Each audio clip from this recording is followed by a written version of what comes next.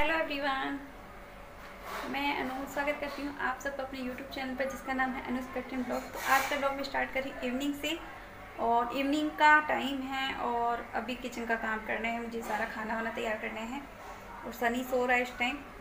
और आज ना गर्मी बहुत ज़्यादा है, पता नहीं क्या हुआ है क्या नहीं, बहुत ज़्यादा गर्मी है, बहुत ज़्यादा।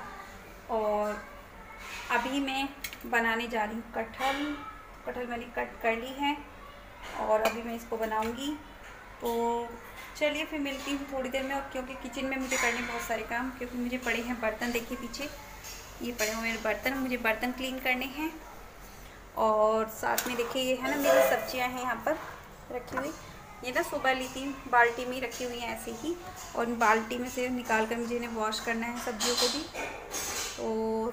तो मैंने सोचा चलिए अपना ब्लॉग स्टार्ट कर लेती हूँ और आप लोगों के साथ भी थोड़ी सी बातें शेयर कर लेती हूँ।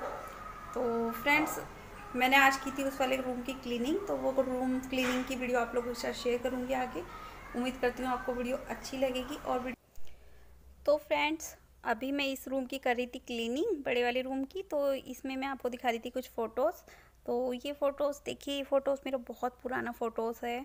और ये फ़ोटो मेरी बड़ी वाली डॉटर है, जब देखिए बड़ी वाली डॉटर मेरी से मुश्किल से 2 या 3 साल की रही होगी। और ये मेरी करवा चौथ की पिक है। और ये मेरी छोटी वाली डॉटर है और ये मुश्किल से उस टाइम पे 1.5 साल की थी छोटी वाली डॉटर। और नेक्स्ट ये है, ये भी मैंने ना एक कोलाज जैसा बनवाया हुआ था। यहाँ पर ना फर्स्ट बर्थडे की पिक है उसकी, ये फर्स्ट बर्थडे की, और ये सेकंड बर्थडे, ये थर्ड बर्थडे की, और ये फोर्थ बर्थडे की, और ये है फिफ्थ बर्थडे की पिक। तो ये है मतलब 5 बर्थडे की पिक मैंने बनवाई थी अपनी डॉटर की।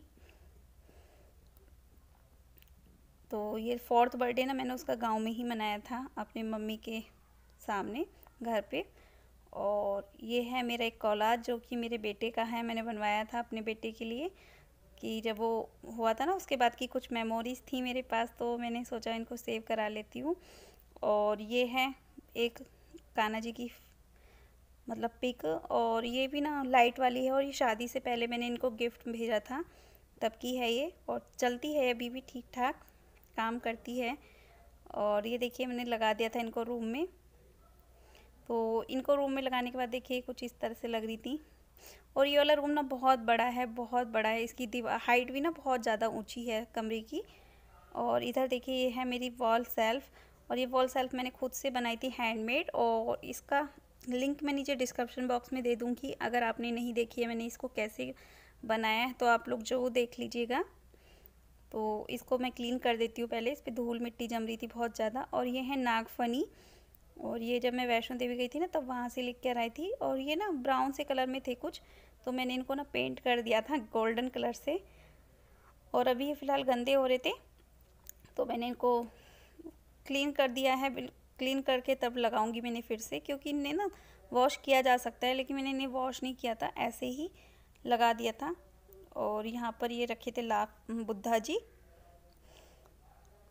और उसके बाद मैं कॉर्नर को क्लीन किया, मतलब सारा मैं ना झाड़ू पोछा कर दिया था यहाँ पर। तो ये वाली जो टेबल थी इस पर कवर था, वो कवर मैंने धुलने के लिए डाल दिया है और इसका मैं एक नया कवर बनाऊँगी। और उसके बाद मैंने कॉर्नर में इसे टेबल को लगाने के बाद इसके ऊपर रख दिए थे सारे टेडी बियर्स, जो भी मेरे पास टेडी बियर्स थे। तो यहाँ पर ये टेडी बियर्स मैंने लगा दिए थे सारे। तो ये टेडी बियर मेरे ना बताती हूँ मैं आपको। ये वाला जो टेडी बियर है ना, जब मेरी छोटी वाली बेटी हुई थी ना तब उसकी मौसी ने इसको गिफ्ट दिया था। और यहाँ पर ना इसमें एक आवाज़ निकलती थी दबाने से, हैप्पी बर्थडे टू यू। और एक ये डॉगी है, ये मैंने खुद से बनाया था, हैंडमेड है ये डॉगी। और मुझे ये सब करना अच्छा लगता था तो मैंने ये बनाया था, जब मेरी छोटी वाली बेटी हो गई थी ना उसके बाद बनाया था ये वाला टेडी मैंने, ये मतलब डॉगी।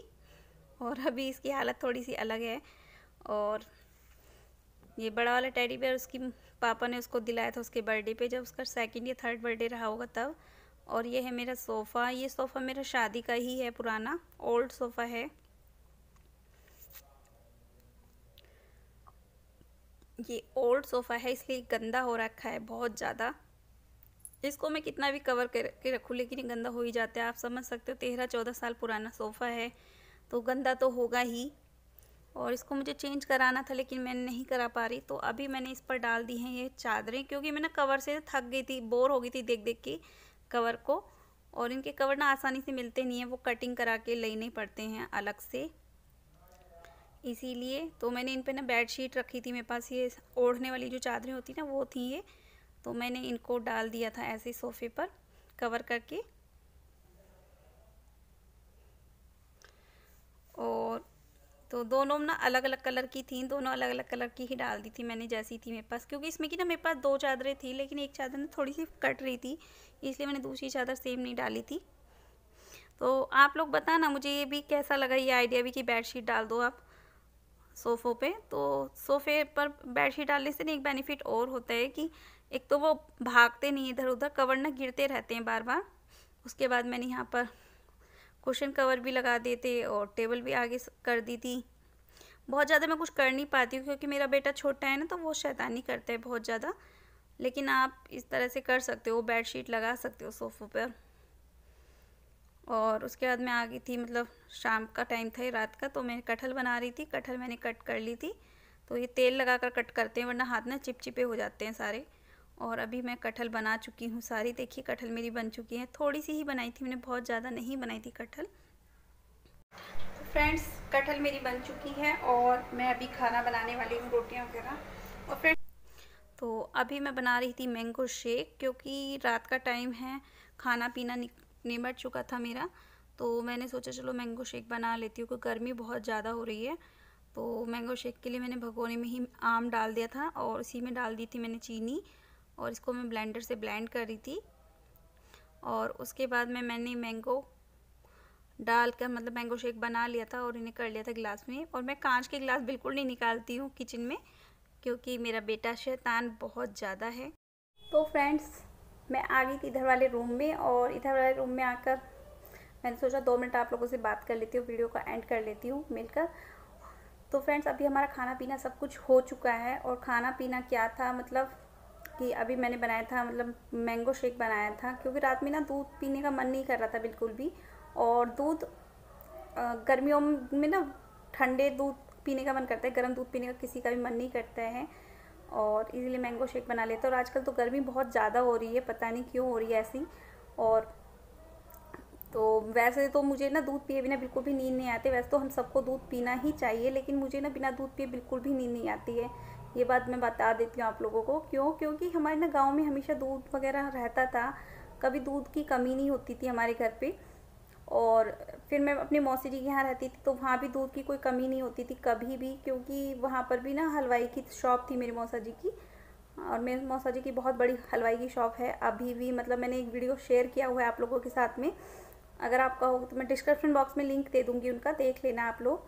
और उनकी एक बहुत बड़ी शॉप है, मौसा जी की मेरी हलवाई हैं, वो हलवाई की शॉप है उनकी।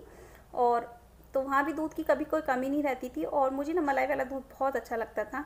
और कभी ऐसा हो जाता था कभी कभार कि दूध मुझे मिला नहीं पीने के लिए, मैं सो गई हूँ और मुझे नींद आ गई है और मुझे दूध नहीं मिला है, तो मुझे उस थोड़ी देर बाद ही जैसे आँख खुलती थी ना कि मैंने दूध नहीं पिया है आज, तो उसके बाद मुझे पूरी रात नींद नहीं आती थी इस चक्कर में, क्योंकि मुझे दूध अच्छा लगता था पीना, और दूध जिस दिन ना मिले उस दिन नींद नहीं आती थी।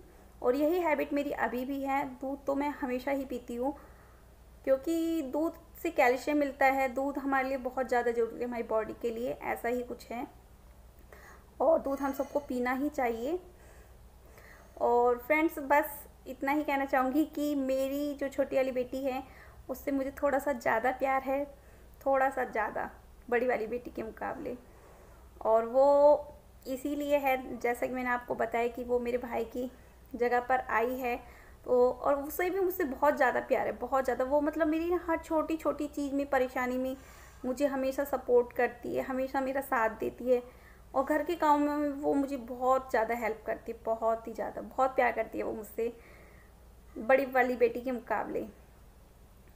और बस इतना ही मुझे कहना था। उसकी बर्थ स्टोरी मैं आप लोगों के साथ में ज़रूर शेयर करूँगी कभी। तो बस इतना ही मुझे कहना था। चलिए फिर इसी के साथ कर लेती हूँ वीडियो का एंड, और मिलती हूँ अपने नेक्स्ट व्लॉग में। तब तक के लिए बाय बाय, टेक केयर।